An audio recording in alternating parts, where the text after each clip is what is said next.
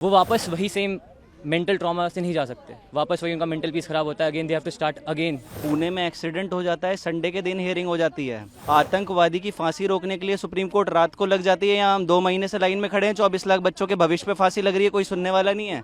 2015 में 44 बच्चों की वजह से पेपर दोबारा करवाया गया था, तो अब क्यों नहीं हो सकता जब इतना मास लीक हुआ है, सिर्फ इस वजह से कि रिजल्ट आ गया है। जिन्होंने बच्चों ने ऑलरेडी इतना अच्छा स्कोर किया हुआ है, उनके यहाँ फिर से मार्कशीट उठा लेंगे, उनको तो फिर भी पूरे सर्कल्स मिलेंगे, पूरा उनकी मार्किंग पूरी सही रहेगी, तो उनके में तो कोई मतलब डिफरेंशिएट करने का कोई सहार ही नहीं रह जाता है। रीनीट इज़ नॉट अ सॉल्यूशन। इतने सारे बच्चों की मेहनत है जो दो ड्रॉप 3 ड्रॉप लेके इस साल नंबर ला रहे हैं, वो वापस वही सेम मेंटल ट्रॉमा से नहीं जा सकते, वापस वही उनका मेंटल पीस खराब होता है, again they have to start again, वापस सब कुछ शुरुआत से। So according to me reNEET is not a solution, we should be against it and हमें एक्सेप्ट करना चाहिए और एनटीए को और अच्छे से अकाउंटेबल होना चाहिए हर चीज़ के लिए। काफ़ी शॉक्ड में हूँ इस चीज़ को लेकर के कि क्या ये देश खाली पैसे वालों और पावर वालों के लिए ही खड़ा होता है। पुणे में एक्सीडेंट हो जाता है, संडे के दिन हियरिंग हो जाती है। आतंकवादी की फांसी रोकने के लिए सुप्रीम कोर्ट रात को लग जाती है, यहाँ हम 2 महीने से लाइन में खड़े हैं, 24 लाख बच्चों के भविष्य पे फांसी लग रही है, कोई सुनने वाला नहीं है। आज 2 महीने बाद जाकर के डेट आ रही है और जिसमें अभी भी कोई ऐसी अभी तक कोई भी मतलब कि सरकार की ओर से कोई वो नहीं मिला है, छूट मिली है कि हमको कुछ ऐसा लग जाए कि हमको कुछ न्याय मिल जाएगा।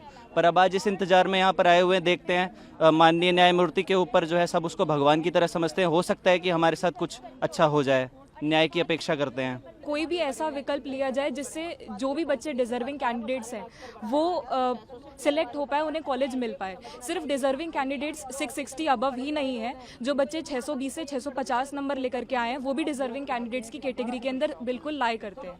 और अगर ये हम बात करें एनटीए की और गवर्नमेंट की, तो वो लोगों ने तो सिर्फ यही कह करके मामले को ख़त्म कर दिया है कि आइसोलेटेड सेंटर्स के अंदर ही हुआ है जितना भी स्कैम हुआ है, और उन लोगों के मार्क्स इतने नहीं आए हैं कि वो मतलब उन्हें कॉलेज मिल सके। तो ये चीज़ हमें कैसे पता चले?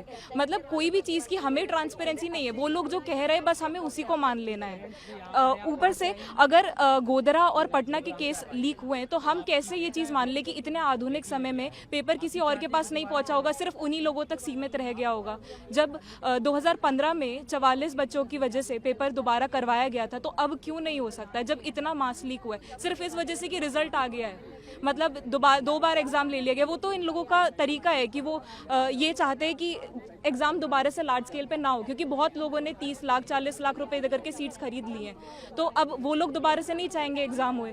तो हम यही चाहते हैं कि रीनीट दोबारा से, इससे जो भी बच्चा जो भी डिजर्विंग कैंडिडेट है वो सामने आएगा और जितने भी लोग डिजर्व नहीं करते एटलीस्ट उनके बारे में पता चल पाएगा, मेन कल्प्रेट्स इसी से पकड़े जाएंगे। मेरा मिनिस्ट्री ऑफ एजुकेशन से सवाल है, जैसे आप बोल रहे हो कि पेपर लीक लोकलाइज्ड है, अब एकदम से जैसे आप देखो 2021 से 22 में 665 से 720 लाने वाले बच्चे 11% बढ़ते हैं, 22 से 23 में बढ़ते हैं 21%, और इस साल बढ़े हैं 400%। क्यों एकदम से इंटेलिजेंट बच्चे बढ़ गए? सब इंटेलिजेंट हो जाते हैं, और 520 से लेके 620 में सिर्फ 78% बढ़े हैं। तो हम कैसे कह सकते हैं कि पेपर लीक लोकलाइज्ड है? और फिर आप एक वर्ड यूज करते हो एलिजिड। जब सारे प्रूव्स हैं, फॉरेंसिक रिपोर्ट्स हैं, तो आप कैसे कह सकते हो कि अभी तक ये पूरी तरह से प्रूव नहीं हुआ है? पेपर लीक प्रूवन है। और अगर आप देखो, जैसे आप कोई और ऑल्टरनेटिव लेते हो, पार्शियल रीनीट करवाते हो आप, तो वो बच्चे कैसे आएंगे सामने जिनके पास पेपर ऑलरेडी पहुंच गया था? और अगर आप रीवैल्यूएशन करवाते हो जिनके पास ऑलरेडी पेपर था, जिनके सेंटर पे टीचर्स ने ओएमआर भरी हैं, वो उन बच्चों के तो ऑलरेडी कितनी भी बार पेपर चेक कर लो, उनके तो उतने ही मार्क्स आने वाले हैं ना। तो और कोई सोल्यूशन इसका नहीं है। रीनीट होना चाहिए, सबका होना चाहिए, दोबारा होना चाहिए, इसी से कल्प्रेट सामने आएंगे। 38 पिटिशंस फाइल की गई है रीनीट के लिए, और ये हम इसलिए उम्मीद लगाए बैठे हैं क्योंकि पेपर लीक पहले भी हुए हैं, 2015 में भी हुआ है, 2003 में भी हुआ है, और जब भी ये सुप्रीम कोर्ट के नोटिस में लाया गया है तब हमेशा सुप्रीम कोर्ट ने रीनीट या री एग्जामिनेशन हमेशा उसको सपोर्ट किया है, हमेशा उसके लिए जजमेंट दिया है। और जो नो रीनीट वाले कहते हैं कि भाई हमने मेहनत नहीं की, ये नहीं किया, तो मेहनत सब ने की है। यहाँ जितने भी बच्चे आपको दिख रहे हैं, जितने भी बच्चे आपसे न्यूज़ बोल रहे हैं, उन्होंने सब ने मेहनत की। 630 वाला, 620 वाला, उन सब ने मेहनत करी है, फिर भी उनको कॉलेज नहीं मिलता है इस रैंक इन्फ्लेशन के चलते। और ये जो बोलते हैं रिवैल्यूएशन तो उन जिन्होंने बच्चों ने ऑलरेडी इतना अच्छा स्कोर किया हुआ है उनके यहाँ फिर से मार्कशीट उठा लेंगे, उनको तो फिर भी पूरे सर्कल्स मिलेंगे, पूरा उनकी मार्किंग पूरी सही रहेगी, तो उनके में तो कोई मतलब डिफ्रेंशिएट करने का कोई सहार ही नहीं रह जाता है। तो इसलिए हम चाहते हैं कि इतनी ज़्यादा रैंक इन्फ्लेशन, वो भी सिर्फ 620 से 720 के बीच सिर्फ उसी स्लॉट में आना, ये बिल्कुल ही गलत है, बिल्कुल ही इसमें दाल में कुछ काला वाली बात है ये। इसलिए हम चाहते हैं कि रीनीट हो। मेरी बच्ची ने 642 स्कोर किया है और आज वो इस कंडीशन में है कि उसको एक भी रिस्पेक्टेबल गवर्नमेंट कॉलेज में सीट अच्छी नहीं मिल रही।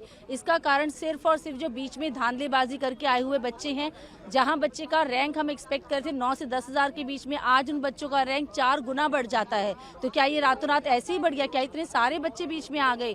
तो जब भी इस सिचुएशन में ऐसा हुआ है, सिर्फ आखिरी उम्मीद हमारी सुप्रीम कोर्ट पर ही जाती है और आज भी हम इसी उम्मीद से आए हैं कि सुप्रीम कोर्ट सारे मामले को बिल्कुल बारीकी से देखते हुए इस पेपर को कैंसिल करेगी और बच्चों को दोबारा चांस देगी, ताकि जो बच्चे बीच में गड़बड़ करके आए हैं वो सारे अलग हो जाएं और जो डिजर्विंग कैंडिडेट्स हैं उनको अपनी सीट मिले। अगर आप ये वीडियो YouTube पर देख रहे हैं तो हमारे चैनल को सब्सक्राइब करें और बेल आइकन को दबाना ना भूलें। अगर आप Facebook पर ये वीडियो देख रहे हैं तो हमारे पेज को लाइक करें।